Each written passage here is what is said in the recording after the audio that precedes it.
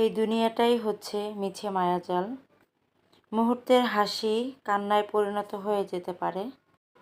চোখের পলকেই হয়ে যেতে পারে আপনার আমার জীবনটা ওলটপালট। তারপরও সবাই আমরা এই মিছে মায়ার দুনিয়ার পিছনেই ছুটে যাচ্ছি। আসসালামু আলাইকুম, আমি পাপিয়া আছি আপনাদের সাথে। কাছে দূরে দেশ এবং দেশের বাইরে যে যেখান থেকে আমার ভিডিওটা দেখছেন, আশা করি সবাই ভালো আছেন এবং সুস্থ আছেন। আলহামদুলিল্লাহ, আল্লাহর অশেষ রহমতে বেশ ভালো আছি এবং সুস্থ আছি। সবাইকে ওয়েলকাম করছি নতুন আরেকটি দিনে, আরেকটি ব্লগে। আশা করি আজকের ব্লগ ভিডিওটাও আপনাদের কাছে ভালো লাগবে। ভিডিওটি যদি ভালো লাগে প্লিজ একটা লাইক দিয়ে শেষ পর্যন্ত আমার সাথেই থাকবেন।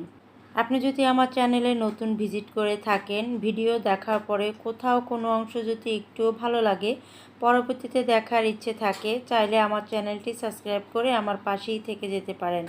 আর পাশে থাকা বেল আইকনটি বাজিয়ে দিবেন। আর এই কাজটা যদি আগে থেকেই করে থাকেন, আপনাকে অসংখ্য ধন্যবাদ। প্রতিদিনের মতো যে কাজকর্ম দিয়ে আমার দিনটা শুরু হয়, তো সেই কাজের মাধ্যমেই আজকে ভিডিওটা শুরু করলাম। তো দেখতেই পেয়েছেন আমি বিছানাটা ঝেড়ে তারপরে চলে এসেছি, সুরাকটা মুছে নিচ্ছি। আজকে ডাইনিংটাও একটু ভালো করে মুছে নেব। তো প্রতিদিনই মোছা হয়, তো সব কিছু সরিয়ে আর প্রতিদিন মোছা হয় না। তো 2 দিন যাবৎ আপনাদের সাথে কোনো রকম ভিডিও শেয়ার করিনি, কারণ মনটা অনেক খারাপ ছিল, সেজন্য আর কি ভিডিও শেয়ার করা হয়নি। আল্লাহ পাক কার ভাগ্যে কখন যে কি লিখে রেখেছে একমাত্র আল্লাহ পাকই জানে। এটা বোঝার ক্ষমতা আমাদের নেই।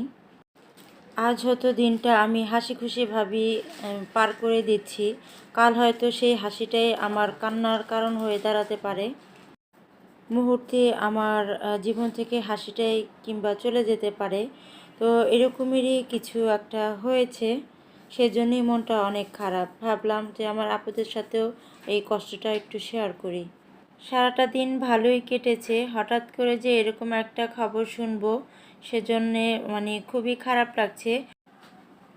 আমাদের অফিসে যে আপুটা চাকরি করেন, তো সেই আপুটা আজ 12 বছর যাবৎ আমাদের অফিসে আর কি চাকরি করছেন।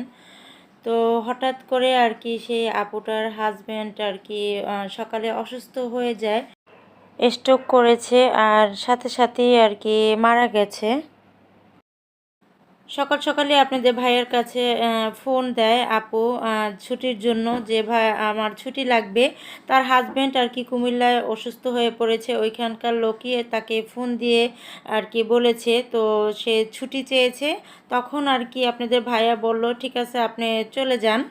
তো সেই আপু আর কি সে কুমিল্লার উদ্দেশ্যে রওনা দিয়ে চলে যায়, কিন্তু আসলে ওইখানকার লোক তাকে আর কি তার হাজব্যান্ডকে অফিসে বসিয়ে আর কি সে স্ট্রোক করে। তো মেডিকেলে নিতে নিতেই সে মারা যান। তো এই খবরটা কিন্তু আপুকে আর কি বলে নাই। এইদিকে আমরাও খুব টেনশনে আছি যে আপনাদের ভাইয়া কতক্ষণ পরে পরে ফোন দিয়ে তা আপুটার কাছে আর কি খোঁজ খবর নিচ্ছিল সে পৌঁছাইছে কিনা। আর সে অনেক কান্নাকাটি করতেছিল। তো আমাদের মনেও জানি কেমন একটা কেমন জানি লাগছে যে অন্য লোক যেহেতু ফোন দিয়েছে। তো আমরা তো এদিকে দোয়া করছি যেন আল্লাহ পাক তাকে সুস্থ করে দেয়। তারপরে 4টার দিকে আবারও ফোন দেই আমরা যে কি অবস্থা আপুর আর কি। তখন সে ফোনই ধরে না। তো যখন 2-3বার ফোন দেওয়ার পরে তার আর কি চাচা শ্বশুর ফোন দিয়ে বলছে যে এরকমের সে আর নাই, মারা গেছে। তখনই খুবই খারাপ লাগছে। তো আপুর সাথে আর কথা হয়নি। তো 2 দিন পরে আর কি যখন আর কি ফোনে কথা হয়েছে, তখন যে সে কিভাবে যে কান্না করছে সেই কান্নাগুলো যেন আমার এখনও কানে বাজতেছে। আরও বেশি এই জন্যই খারাপ লাগছে কারণ আপু আর কি থাকতো ঢাকায় আর সে থাকতো কুমিল্লাতে। তো তাদের সাথে মাঝে মাঝে আসতো ভাইয়া আর কি, মাসে একবার হয়তোবা সপ্তাহে একবার এরকম আসতো।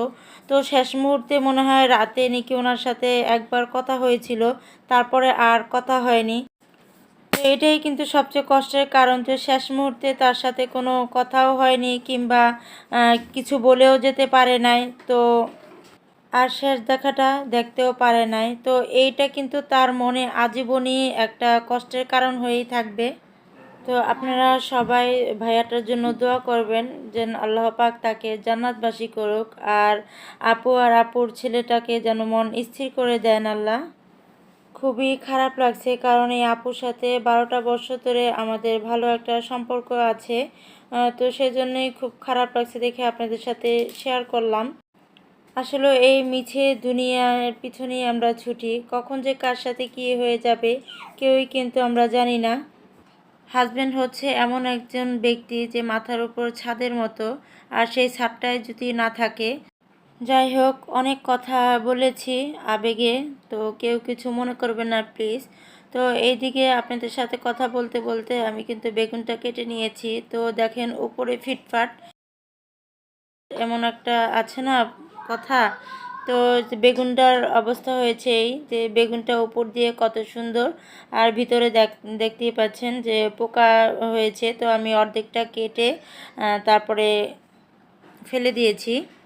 আর এখন একটু আর কি হলুদ মরিচ বেশি করে দিয়ে একটু চালের গুঁড়ো দিয়ে নিয়েছি, এতে করে আমি বেগুন ভাজাটা এভাবে ভাজলে খেতে খুবই ভালো লাগে। আর বেগুন ভাজাটা তেমন আমার একটা পছন্দ না, তো আপনাদের ভাইয়া অনেক পছন্দ করে। আর এখানে মাছ দিয়ে আর মুগ ডাল দিয়ে মুড়ি ঘন্ট করে নিচ্ছি। তো এরকম বড় মাছ নিয়ে আসলে আর কি মাথাটা খাওয়া হয় না, তো এইভাবে যদি আর কি মুগ ডাল দিয়ে মুড়ি ঘন্ট করে দিই তাহলে কিন্তু আর কি খাওয়া হয়ে যায়, আর এভাবে খেতেও কিন্তু ভালো লাগে। তো এরকম মাছের মাথা দিয়ে মুড়ি ঘন্ট খেতে কার কার ভালো লাগে চাইলে আমাকে জানাতে পারেন। তো মাছের মাথাটা দিয়ে আর কি ভালো করে আর কি কষিয়ে নিচ্ছি। আর আমি বেশি একটা আর কি মাছের মাথাটা আর কি ভাঙবো না, তাহলে কাঁটাগুলো আর কি ছড়িয়ে যাবে, তাহলে বাচ্চারা খেতে পারবে না। আর পাশের চুলাটায় আমি বেগুনটা ভেজে নিচ্ছি। আর চালের গুঁড়াটা দেওয়াতে আর কি বেগুনটা অনেক মুচমুচে হবে। আর গরম ভাতের সাথে এই বেগুন ভাজাটা খেতে কিন্তু খুবই ভালো লাগে। আর এভাবে এই বেগুন ভাজাটা কিন্তু পোলাও দিয়েও খেতে খুব ভালো লাগে। অন্য প্রসঙ্গে কথা বললে তখন ভিডিও রিলেটিভ কোনো কথাই বলা হয় না। আমি যখন আর কি ডালটা কষিয়েছিলাম তখন অল্প একটু আর কি গুঁড়ামরিচ দিয়েছিলাম, আর হলুদের গুঁড়া দিয়েছিলাম, আর কাঁচামরিচ আর কি দেইনি। যে আমি আমাদের অঞ্চলে আর কি বোম্বাই মরিচ বলে, আপনাদের অঞ্চলে এই মরিচটাকে কি বলে জানি না, অনেকে পটকা মরিচ বলে। তো যে যাই বলে থাকেন না কেন, আমি আমার অঞ্চলে যেটা বলে আমি সেটাই বলছি। হয়তো যারা বরিশালের আছেন তারা হয়তো বুঝতে পারবেন। মরিচটা আমি তখনই দিব যখন ডালটা একদম হয়ে আসবে, তখন আর কি মরিচটা দিব। আর তো বেগুন ভাজা হয়েছে, আরও কিছু আছে, তো সেগুলো আমি ভেজে নিচ্ছি। তো ডালটা কিন্তু হয়ে গিয়েছে, আর আমি এখানে মরিচ দিয়ে দিচ্ছি। তো আমি একটু কমই দিয়েছি, তা না হলে মরিচটা অনেক ঝাল, বাচ্চারা খেতে পারবে না। আর এই মরিচটাও কিন্তু নাবিলের বড় ফুপি আর কি পাঠিয়েছিল। তো আমাদের অঞ্চলে এই বোম্বাই মরিচটা কিন্তু অনেক ঝাল হয়। আর আমি আমার গাছে বিলাতি ধনিয়া পাতা দিয়ে দিয়েছি। আর এই ধনিয়া পাতাটা কে কী নামে চিনেন তা জানি না, আমরা আর কি বিলাতি ধনিয়া পাতা নামেই আর কি চিনি। তো কাজ করতে করতে যখন একদম মানে ক্লান্তি ভাব চলে আসে, তখন ঠান্ডা ঠান্ডা কিছু খেতে কিন্তু খুবই ভালো লাগে। তো ভাবলাম যেহেতু ফ্রিজে আর কি তরমুজ আছে, বাচ্চারাও স্কুল থেকে আসার সময় হয়ে যাচ্ছে, তো একটু তরমুজটা কেটে রাখছি। আজ এই তরমুজটা একটু অন্যরকম করে কাটবো। আমার শিশির আপুর ভিডিওতে দেখেছি যে শিশির আপু এরকম করে তরমুজ কেটেছে, তো আমার দেখে কিন্তু খুবই ভালো লাগছে। তো ভাবলাম যখন আবার তরমুজ নিয়ে আসবে আমিও একটু এভাবে কাটবো, দেখি শিশির আপুর মতো করে কাটতে পারি কি না। তো তরমুজ কাটতে কাটতে আমার প্রিয় আপু খুব সুন্দর একটি কমেন্ট করেছে, তার কমেন্টটা পড়ে নিচ্ছি। ফারিয়াস ফ্যামিলি ব্লগ আইডি থেকে ফারিয়া আপু কমেন্ট করেছেন, আসসালামু আলাইকুম। ওয়ালাইকুম আসসালাম আপু, মাশাল্লাহ আপু আপনার নয়নতারাগুলো কি সুন্দর দেখতে, অনেক অনেক গাছ আপনার বেলকনিতে। আপু ঠিক বলেছ, বাবার বাড়িতে কোনো কাজ করতাম না, কিন্তু শ্বশুর বাড়িতে এসে অনেক অনেক কাজ শিখেছি, আর করতেও হচ্ছে। রান্না দারুণ হয়েছে। পুরি খেতে খেতে বিদায় নিচ্ছি, আল্লাহ হাফেজ। অসংখ্য ধন্যবাদ আপু এত সুন্দর একটি কমেন্ট করার জন্য।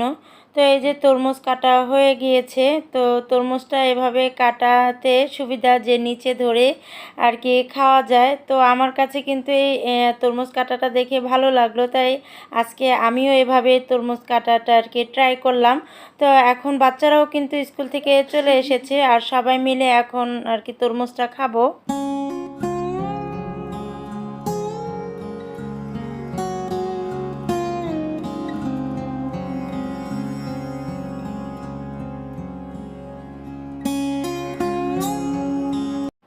তরমুজ খাওয়া শেষ করে আমার আরও কিছু কাজ ছিল, সেগুলো অফ ক্যামেরায় করে নিয়েছি। আর এখন টেবিলে খাবারটা দিয়ে দিচ্ছি।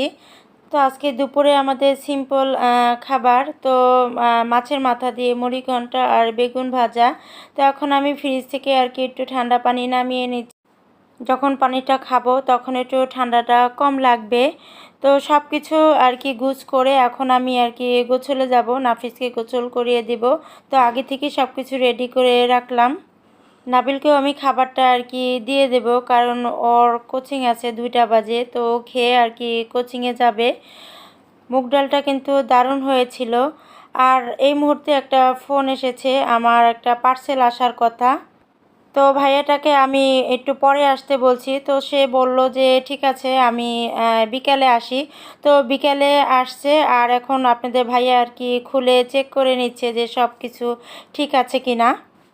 আজকে ভিডিওটা এ পর্যন্তই। তো আমার কথা ও কাজে যদি কোনো রকম ভুল ত্রুটি হয়ে থাকে প্লিজ ক্ষমা সুন্দর দৃষ্টিতে দেখবেন। সবার সুস্বাস্থ্য কামনা করে নেক্সট ভিডিও দেখার আমন্ত্রণ জানিয়ে আজ এখানেই বিদায় নিচ্ছি। সবাই ভালো থাকবেন। আল্লাহ হাফেজ। আসসালামু আলাইকুম।